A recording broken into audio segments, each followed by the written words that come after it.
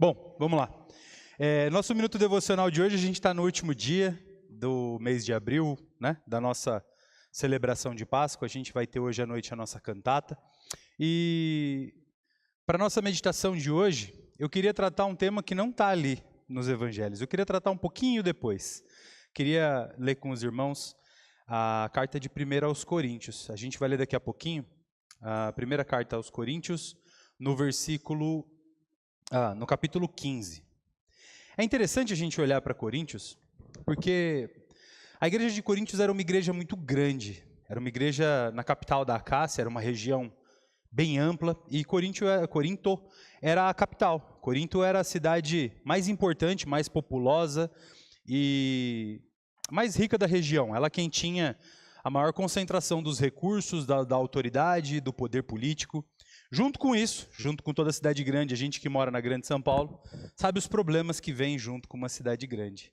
Corinto era uma cidade conhecida pela imoralidade, conhecida pelo paganismo, conhecida pela promiscuidade, conhecida pela corrupção, conhecida pela maldade, conhecida pela violência, pelo perigo. Isso é o que acompanha uma cidade grande. A nossa cidade é assim, né? E Corinto era uma cidade assim. Interessante que Paulo vai escrever 4 cartas para a igreja de Corinto. A gente tem acesso a 2, né? A gente tem acesso à segunda e à quarta carta. A gente não tem nem a primeira e nem a terceira, elas se perderam no tempo. A primeira e a segunda e a quarta cartas são as nossas, 1ª e 2ª Coríntios. Entenderam? É isso, a gente tem acesso a essas 2 cartas. E interessante que Paulo passou 2 anos lá. Quando a gente lê Atos 18, a gente vai ver o período que Paulo esteve em Corinto pregando, ensinando e estabelecendo a igreja. E ele escreveu ao todo 4 cartas, pelo menos 4 cartas para Corinto. 4 a gente tem certeza, mas a gente nem sabe se ele escreveu mais cartas do que isso. Tentando corrigir, ajudar essa igreja.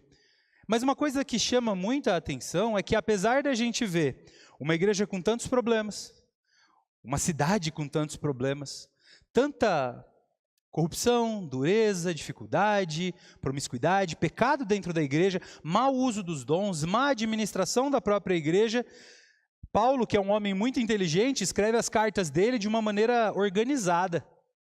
E ela começa com saudação, e ela passa por cada um dos pontos, e ela termina com saudações e esperança.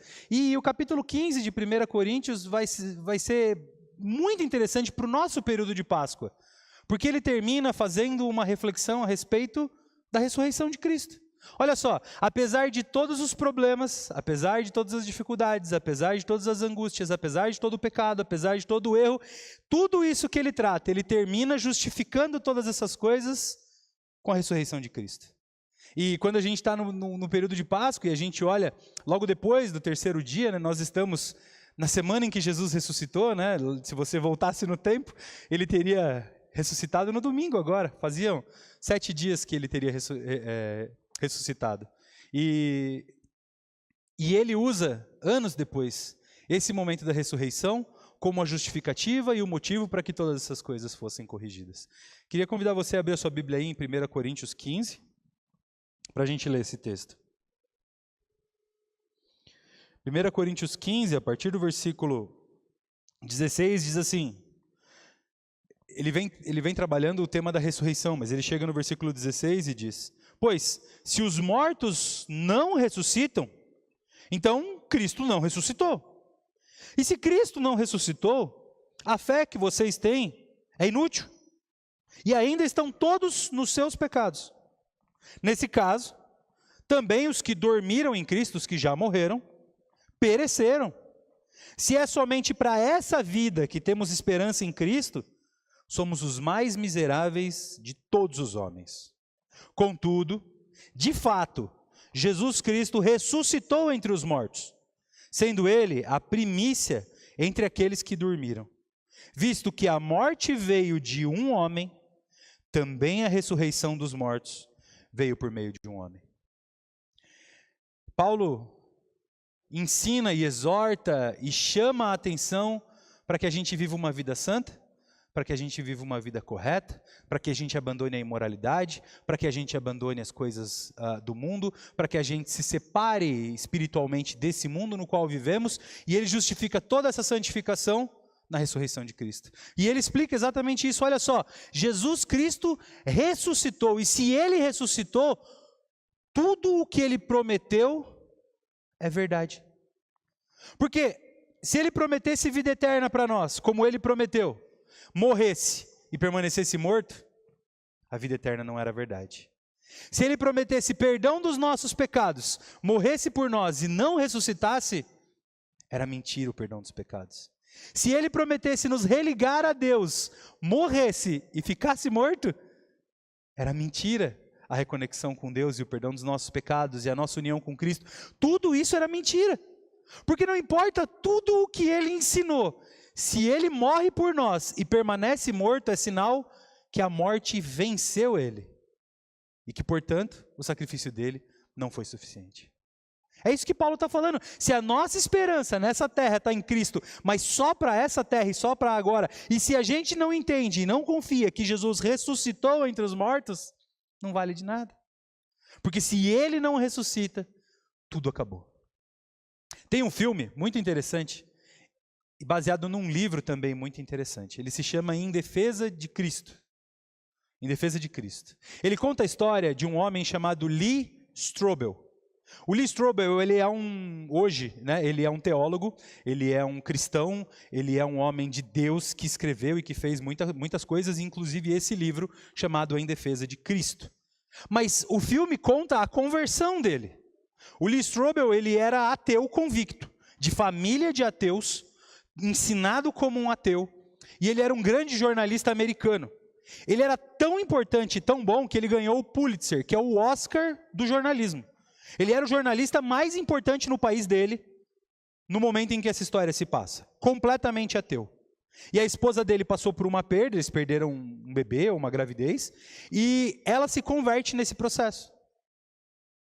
E ele odeia que ela se converteu e ele decide que ele vai usar todo o poder dele, todos os recursos dele, toda a capacidade dele de jornalista para provar que Jesus Cristo não existe, que Deus não existe. Aí ele vai até o chefe dele, na editora, no jornal que ele trabalhava, e fala que ele queria fazer isso. O editor do jornal, o chefe dele, era cristão e professor de escola bíblica, ele era um homem de Deus, e ele falou assim, tudo bem então, vai lá, vai provar que Deus não existe. Você é o vencedor do Pulitzer, você pode fazer o que você quiser. Aí ele pergunta para o professor de EBD, que é chefe dele, como é que eu faço para provar que Deus não existe?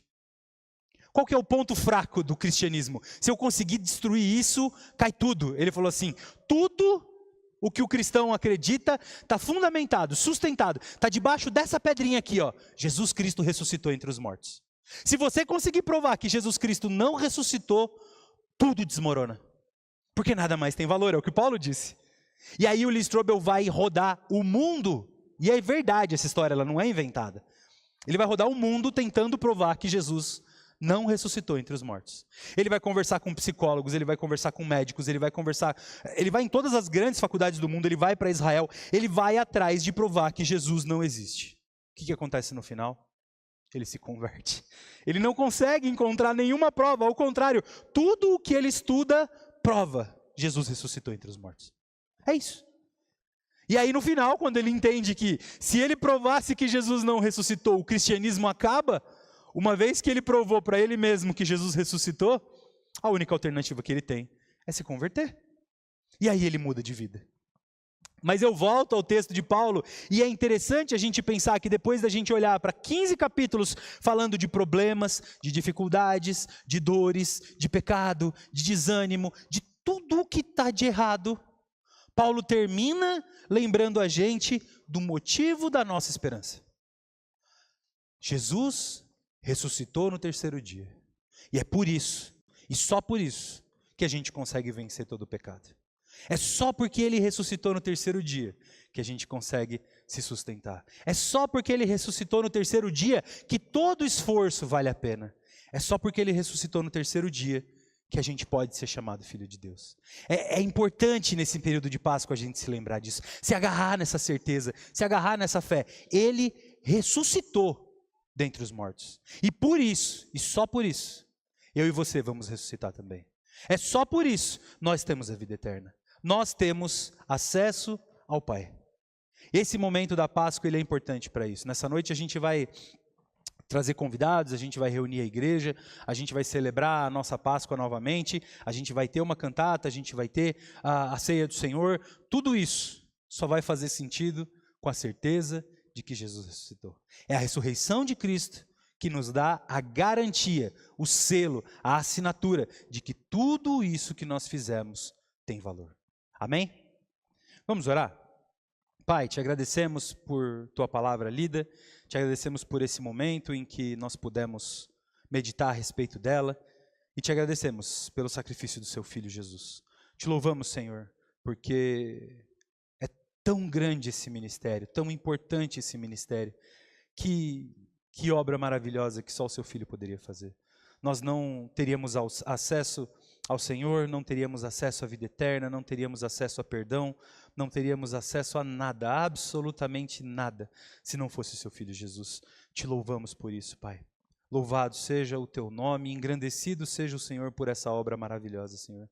Que nesse dia nós possamos santificá-lo, meditando a respeito do sacrifício do seu Filho Jesus, mas acima de tudo, que nós possamos nos concentrar e nos apegar à ressurreição de Cristo, porque o nosso Deus, o nosso Senhor, Ele está vivo e assentado num trono. Te louvamos, Pai, porque podemos ter essa certeza viva nos nossos corações, não é na nossa mente, não é nos livros, não é nas coisas desse mundo, é no nosso coração que arde a certeza de que o seu Filho está preparando lugar para nós e que em breve Ele vai voltar. Louvado seja o seu nome por isso, e que essa palavra cresça no nosso coração, nos encha de esperança, de alegria e da vontade de esperar pela volta do seu Filho.